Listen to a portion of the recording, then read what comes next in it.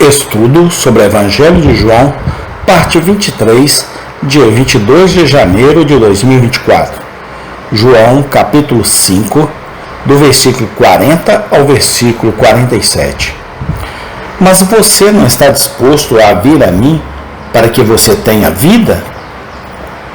E não quereis vir a mim para terdes vida? Eu não recebo glória dos homens, mas bem vos conheço, que não tendes em vós o amor de Deus. Eu vim em nome de meu Pai, e não me aceitais. Se outro vier em seu próprio nome, a esse aceitareis? Como podeis vós crer, recebendo honra uns dos outros, e não buscando a honra que vem só de Deus? Não cuideis que eu vos hei de acusar para com o Pai.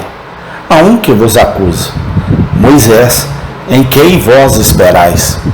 Porque se vós cresceis em Moisés, creríeis em mim, porque de mim escreveu ele. Mas se não credes nos seus escritos, como crereis nas minhas palavras? João 5, 40, 47. Esta passagem conclui a maravilhosa defesa de nosso Senhor Jesus Cristo de sua própria missão divina. É uma conclusão digna de defesa, cheia de apelos penetrantes à consciência de seus inimigos e rica em verdades profundas. Um sermão poderoso é seguido por uma aplicação poderosa. Marquemos nesta passagem a razão pela qual muitas almas se perdem. O Senhor Jesus diz aos judeus incrédulos: vocês não virão a mim para terem vida.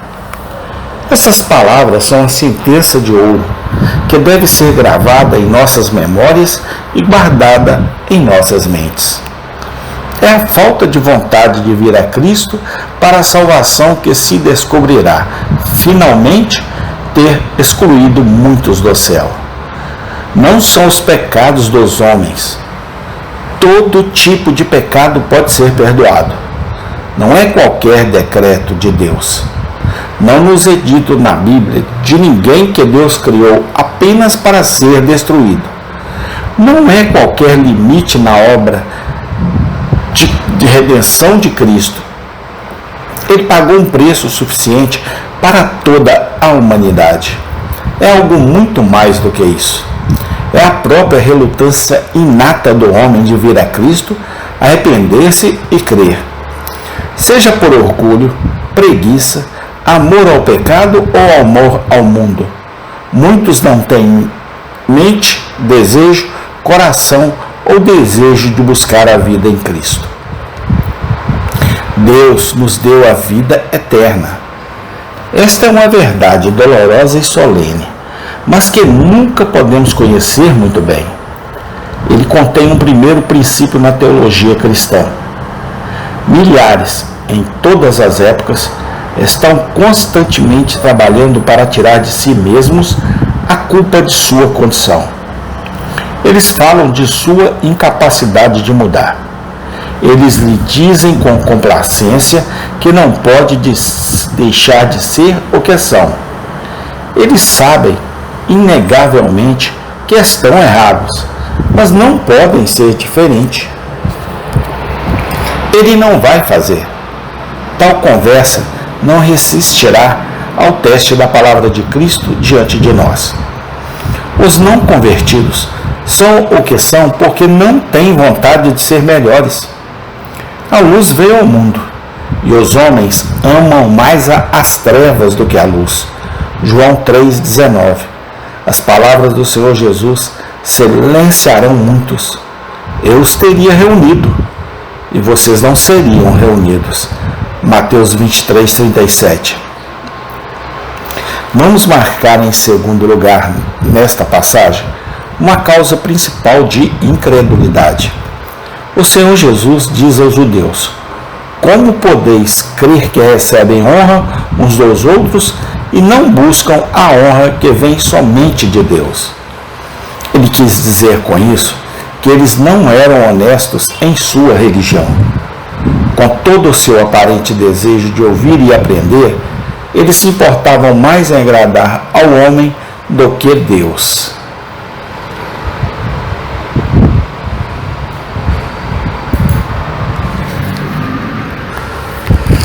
nesse estado de espírito, eles provavelmente nunca acreditariam. Um princípio profundo está contido nesta palavra de nosso Senhor e que merece atenção especial. A verdadeira fé não depende meramente do estado da cabeça e do entendimento do homem, mas do estado de seu coração.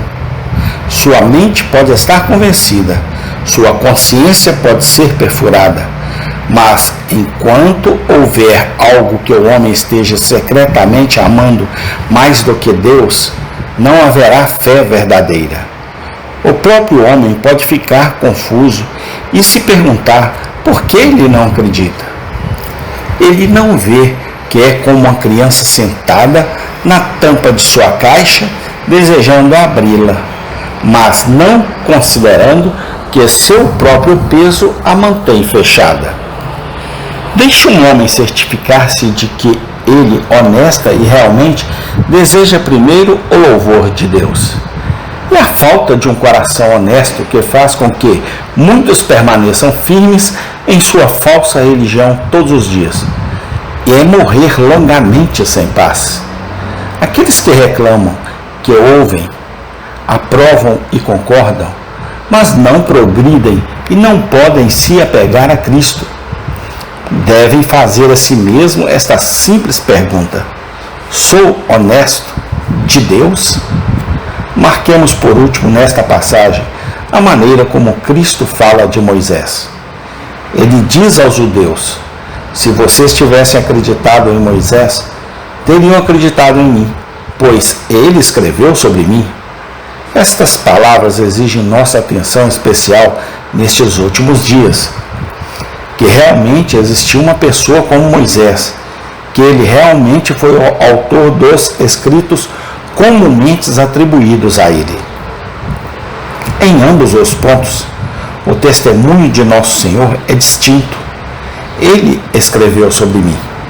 Podemos supor por um momento que nosso Senhor estava apenas se acomodando aos preceitos e tradições de seus ouvintes e que ele falou de Moisés como um escritor, embora soubesse em seu coração que Moisés nunca escreveu nada.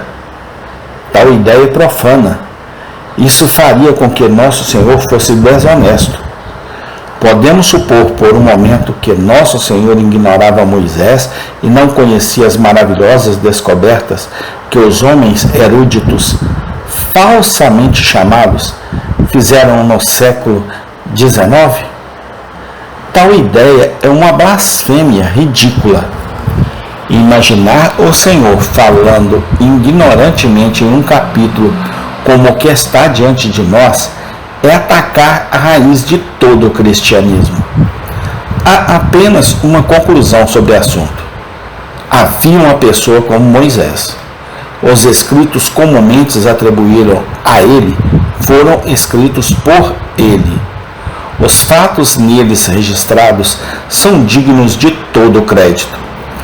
O testemunho de nosso Senhor é um argumento irrespondível. Os escritores céticos contra Moisés e o Pentateuco erraram muitos testemunhos. É um argumento irrespondível. Tenhamos cuidado ao lidar com o Antigo Testamento de forma irreverente e permitir que nossas mentes duvidem da verdade de qualquer parte dele, por causa de supostas dificuldades. O simples fato de que os escritores do Novo Testamento se referem continuamente ao Antigo Testamento e falam até mesmo dos eventos mais miraculosos registrados nele como indubitavelmente verdadeiros, deve silenciar nossas dúvidas. É provável ou incrível, que nós do século XXI estejamos mais bem informados sobre Moisés do que Jesus e seus apóstolos? Deus nos livre de pensar assim. Então, fiquemos firmes e não duvidemos de cada palavra no Antigo Testamento, bem como no Novo. Tudo foi dado por inspiração de Deus. Amém. Tem continuação.